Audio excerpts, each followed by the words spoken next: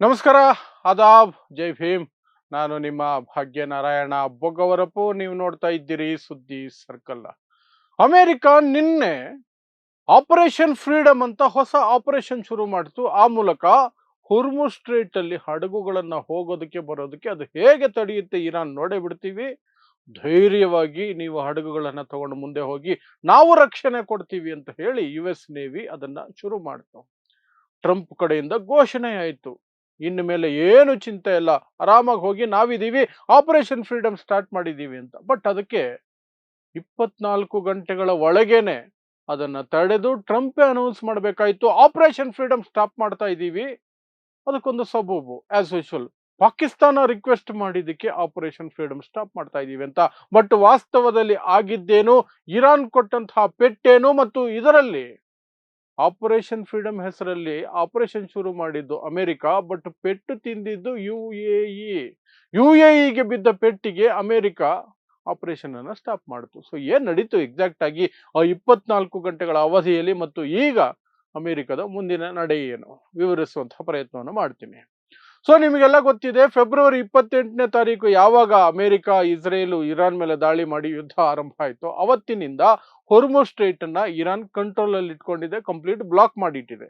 ತನಗೆ ಬೇಕಾದಂತಹ ದೇಶಗಳ ಹಡಗುಗಳನ್ನು ಮಾತ್ರನೇ ಅದು ಬಿಡ್ತಾ ಇರೋದು, ಬೇರೆ ಯಾರಿಗೂ ಸಹ ಅವಕಾಶ ಇಲ್ಲ. ಜಗತ್ತಿನ 20% ಆಯಿಲ್ ಮೂವ್ ಆಗುವಂತಹ ಆ ಸ್ಟ್ರೈಟು, ಆ ಜಲಸಂಧಿ ಬ್ಲಾಕ್ ಆದ ತಕ್ಷಣನೇ ಇಡೀ ಜಗತ್ತಿನಲ್ಲಿ ಪೆಟ್ರೋಲ್ ಡೀಸೆಲ್ಗೆ ಹಾಹಾಕಾರ ಇದ್ದಿದೆ. ಬೆಲೆಗಳು ಆ ಗಗನಕ್ಕೆ ಹೋಗಿದ್ದಾವೆ, ಏನೇನೋ ಆಗ್ತಿದೆ. ಬಟ್ ಇರಾನ್ ಮಾತ್ರ ತನ್ನ ಪಟ್ಟನ್ನು ಸಡಿಲಿಸ್ತಾ ಇಲ್ಲ.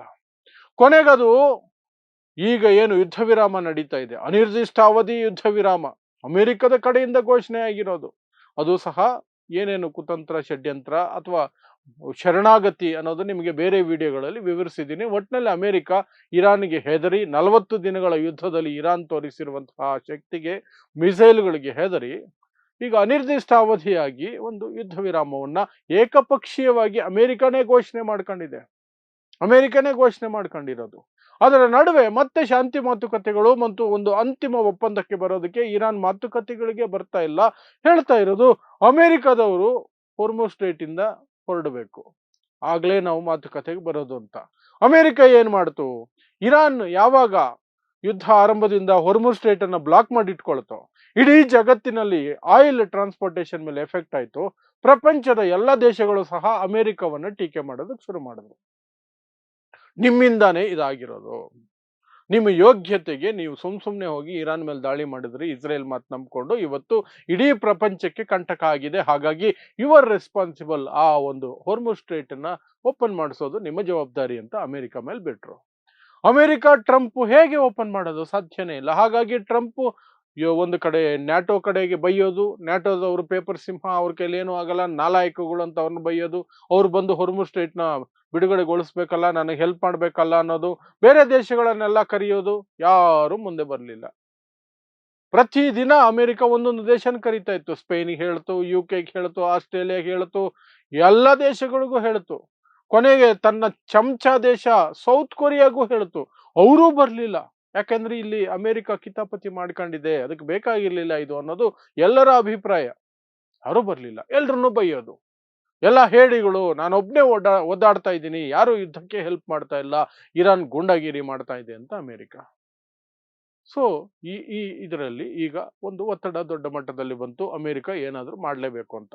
ಸೊ ಏನ್ ಮಾಡಿದ್ರು ಅಮೆರಿಕ, ನಾನು ಬ್ಲಾಕೇಡ್ ಮಾಡ್ತೀನಿ, ಇರಾನ್ ಆ ಕಡೆ ಬ್ಲಾಕ್ ಮಾಡಿದ್ರೆ ನಾನು ಈ ಕಡೆಯಿಂದ ಬ್ಲಾಕ್ ಮಾಡ್ತೀನಿ, ಇರಾನ್ ಹಡಗುಗಳನ್ನು ಬಿಡೋದಿಲ್ಲ, ಅವ್ರಿಗೂ ಎಫೆಕ್ಟ್ ಆಗುತ್ತೆ ಅಂತ. ಬಟ್ ಇರಾನ್ ಆ ಬ್ಲಾಕೇಡ್ ನಡುವೆನೆ, ಅಮೆರಿಕದ ಉಪಸ್ಥಿತಿಯ ನಡುವೆನೆ ತನಗೆ ಬೇಕಾದ ಹಡಗುಗಳನ್ನ ಅದು ಓಡಾಡಿಸ್ಕೊಳ್ತಾ ಇದೆ, ಅದಕ್ಕೇನು ತೊಂದರೆ ಆಗಿಲ್ಲ.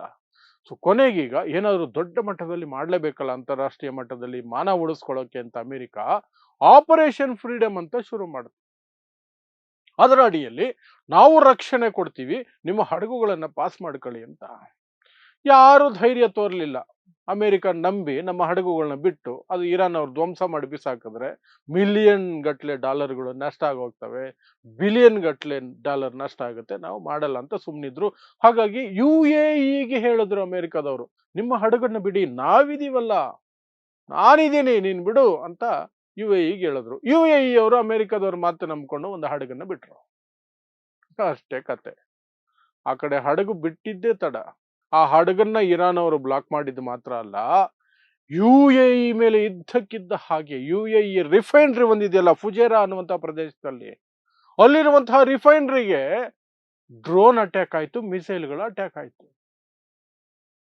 UAE ಹೇಳ್ತು, ಅರೆ ಇರಾನ್ ಅವ್ರು ದಾಳಿ ಮಾಡಿಬಿಟ್ರು, ಅಮೆರಿಕ ಮಾತು ನಂಬ್ಕೊಂಡು ನಾವು ಹಡಗು ಬಿಟ್ವಿ ಅಲ್ಲಿ, ಇಲ್ಲಿ ನಮ್ದು ಧ್ವಂಸ ಆಗೋಯ್ತು ರಿಫೈನರಿ ಅಂತ. ಇರಾನ್ ಹೇಳ್ತು, ಇಲ್ಲ ಇಲ್ಲ ಇಲ್ಲ, ನಾವು ಅಟ್ಯಾಕ್ ಮಾಡಿಲ್ಲ ಅಂತ. ಬಟ್ ಆ ಮಿಸೈಲ್ಗಳು 14 ಮಿಸೈಲು, 4 ಡ್ರೋನು ಎಲ್ಲಿಂದ ಬರುತ್ತೆ? 15 ಮಿಸೈಲ್, ಆಕ್ಚುಲಿ 15 ಮಿಸೈಲು, 4 ಡ್ರೋನು. ಅದರ ಬಗ್ಗೆ ವಿವರವಾಗಿ ನಿನ್ನೆ ವಿಡಿಯೋ ಮಾಡಿದ್ದೀನಿ, ಯಾವ್ಯಾವ ಡ್ರೋನುಗಳು ಯಾವ್ಯಾವ ಮಿಸೈಲ್ಗಳನ್ನ ಬಳಸಲಾಯ್ತು ಅಂತ. ಅವೆಲ್ಲ ಇರಾನ್ ಕಡೆಯಿಂದನೇ ಬಂದಿದೆ ಅಂತ UAE ಕನ್ಫರ್ಮ್ ಆಗಿ ಹೇಳ್ತಾ ಇದೆ. ಫುಜೇರಾದಲ್ಲಿರುವಂತಹ ಆಯಿಲ್ ರಿಫೈನರಿ ಇವಾಗ ಬೆಂಕಿ ಹೊತ್ತಿ ಉರಿತಾ ಇದೆ. ಇರಾನ್ ಹೇಳ್ತಿದೆ, ನಾವು ಅಟ್ಯಾಕ್ ಮಾಡಿಲ್ಲ, ಬಟ್ ಮಾಡ್ತೀವಿ, ಹುಷಾರ್, ಅಮೆರಿಕ ಜೊತೆ ಇದೆ ಸೇರ್ಕೊಂಡು ಇದೆಲ್ಲ ಮಾಡಿದ್ರೆ ನಾವು ಮಾಡ್ತೀವಿ ಅಂತ. ಬಟ್ ಎಲ್ರಿಗೂ ಗೊತ್ತು ಜಗತ್ತಲ್ಲಿ ಆ ದಾಳಿ ಮಾಡಿರೋದು ಫುಜೇರಾದಲ್ಲಿ ಇರಾನೇ ಅಂತ. ಅಲ್ಲಿಗೆ UAE ಒಂದೇ ಧೈರ್ಯ ಮಾಡಿದ್ದು ಹಡಗನ್ನ ಕಳಿಸೋದಕ್ಕೆ, ನಮ್ಮ ರಕ್ಷಣೆಯಲ್ಲಿ UAE ಹಡಗನ್ನ ದಾಟಿಸ್ತೀವಿ ನೋಡಿ ಹುರ್ಮುಸ್ ಸ್ಟ್ರೈಟ್ ಇಂದ ಅಂತ ಅಮೆರಿಕ ಹೇಳ್ತು. ಆಪರೇಷನ್ ಫ್ರೀಡಮ್ ನ ಮೊದಲ ಅಟೆಂಪ್ಟ್ ಅಂತ ಹೇಳ್ತು. ಅಲ್ಲಿಗೆ ಹೋಯ್ತದು. ಯಾವಾಗ ಆ ಗತಿ ಬಂತು UAEಗೆ, ಅಮೆರಿಕದವರು ಈಗ ಡೊನಾಲ್ಡ್ ಟ್ರಂಪ್ ಸ್ವತಃ ಅನೌನ್ಸ್ ಮಾಡಿದ್ದಾರೆ, ಆಪರೇಷನ್ ಫ್ರೀಡಮ್ ನ ಸದ್ಯಕ್ಕೆ ತಡೆದಿದ್ದೀವಿ, ಯಾಕಂದ್ರೆ ಪಾಕಿಸ್ತಾನ ಬೇಡ ಅಂತ ಹೇಳಿದೆ. ಪಾಕಿಸ್ತಾನ ಏನೋ ಮಾತುಕತೆ ನಡೆಸ್ತಾ ಇದೆಯಂತೆ ಇರಾನ್ ಜೊತೆಯಲ್ಲಿ. ಆ ಮಾತುಕತೆಗಳ ನಡುವೆ ಈ ಆಪರೇಷನ್ ಬೇಡ ಅಂತ ಪಾಕಿಸ್ತಾನ ಹೇಳಿರೋದ್ರಿಂದ, ಪಾಕಿಸ್ತಾನದ ಮಾತಿಗೆ ಮರ್ಯಾದೆ ಕೊಟ್ಟು ನಾವು ಆಪರೇಷನ್ ಫ್ರೀಡಮ್ ಅನ್ನ ಸ್ಟಾಪ್ ಮಾಡಿದ್ದೀವಿ ಅಂತ. Within 24 hours operation freedom start ಆಗಿ 24 ಗಂಟೆಗಳ ಒಳಗೆ ಆಪರೇಷನ್ ಫ್ರೀಡಮ್ ಸ್ಥಗಿತ, ಈಗ ಸ್ಟಾಪ್. ಇದು ಅಮೆರಿಕದ ಬಾಳು ಸದ್ಯಕ್ಕೆ ಹುರ್ಮುಸ್ ಸ್ಟ್ರೈಟ್ ನಲ್ಲಿ.